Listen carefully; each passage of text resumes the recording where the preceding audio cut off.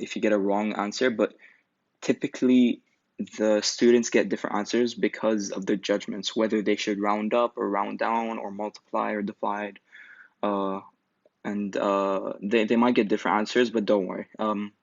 The mark scheme wouldn't be as so strict to mark you down on this just simply multiplying factor. So in this case, what I chose to do was to multiply by 5, because 2.4 times 5, if you multiply 0.4 by 5, you eliminate the decimal. It becomes 2. So you multiply by 5 on two sides, and you get an empirical formula of C5H12. And then from that, we can simply find the molecular formula by using the molar mass given in the question and the empirical formula mass of the 5 carbons and the 12 hydrogens to get a multiplying factor of 3. And all you need to do is just multiply the empirical formula by 3. And you get C15 and H36. Now, the last style of question that you will get, and this is probably the hardest one, but it is very simple as soon as you understand it.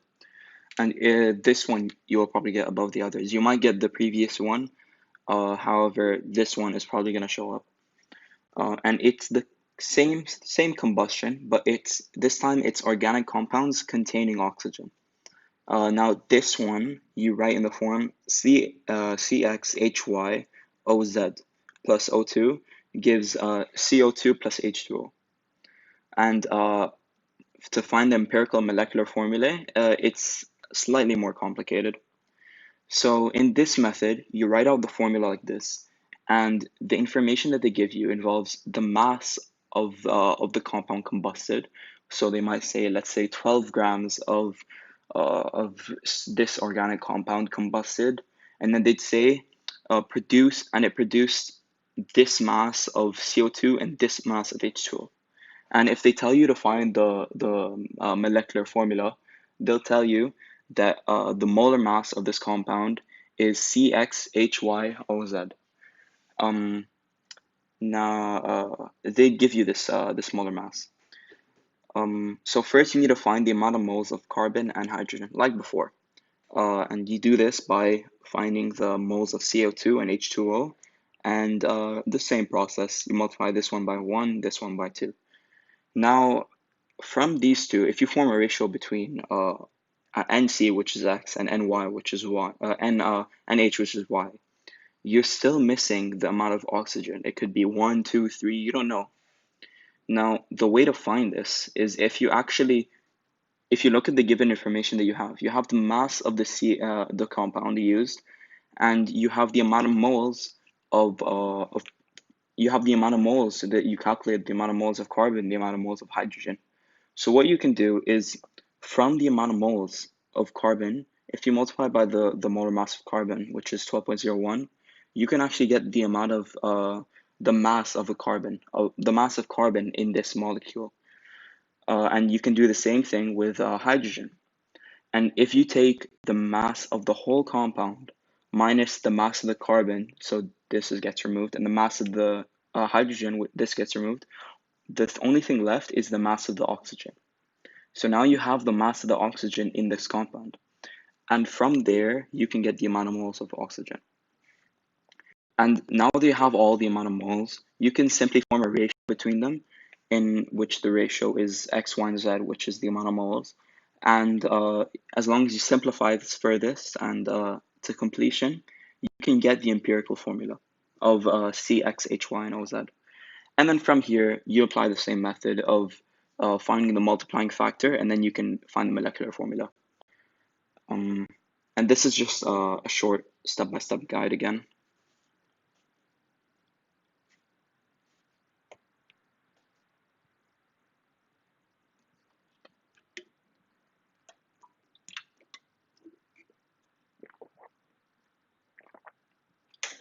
Okay, and finally, we're going to do a practice question for the previous solved question.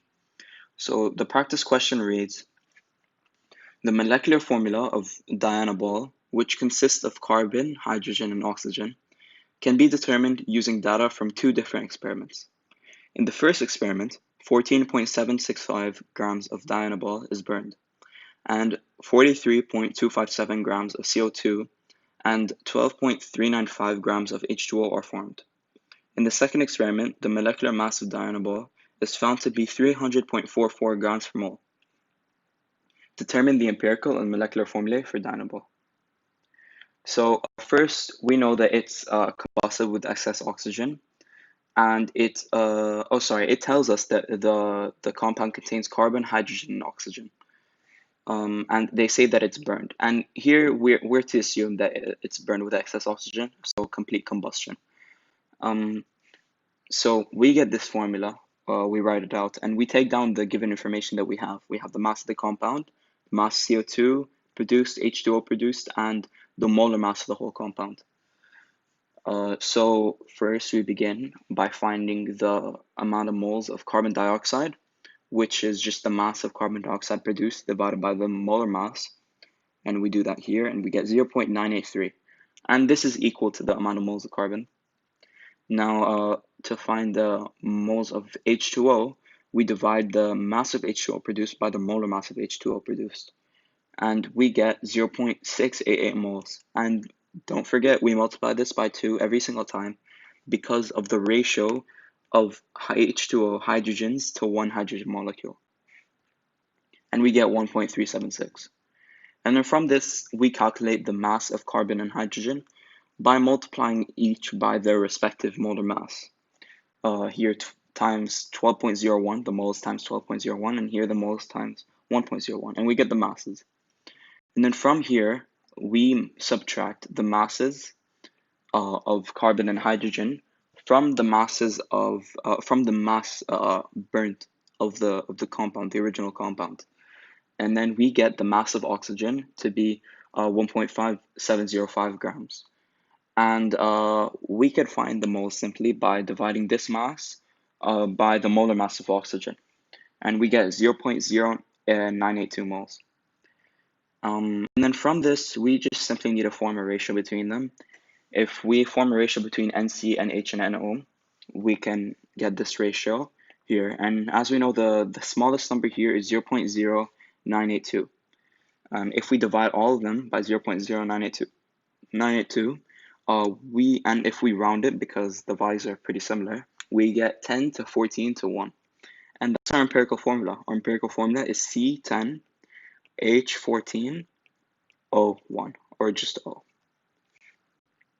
Now, finally, to find the molecular formula, we need to find the multiplying factor X. So we take the molar mass that's given, and we divide it by the mass of the empirical formula that we got. And we get 300.44 divided by 150.24, and we get a multiplying factor of 2.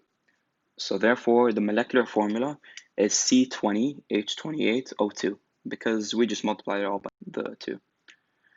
And thanks everyone for listening. This is all that's there for today, for the concept of empirical formulae. And it's, as I said before, it's really, really easy to score marks in. You just need to practice it, and make sure you understand the concept. You shouldn't need to memorize the concept. Try and understand it as best as you can. And it's, in my opinion, the easiest way to score a large amount of marks in your exam in TOEIC. So thanks for today.